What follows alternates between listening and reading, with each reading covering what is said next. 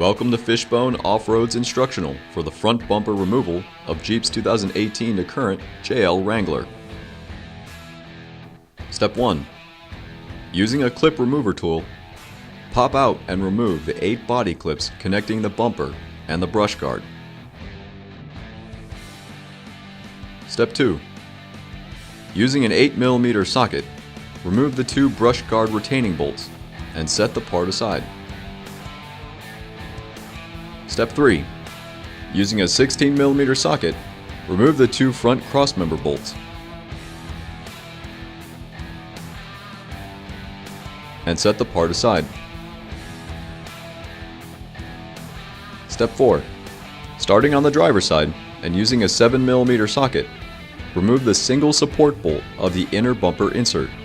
Using a T25 Torx, remove the 6 inner bumper insert retaining bolts. Repeat on the passenger side. Remove the insert. Step 5.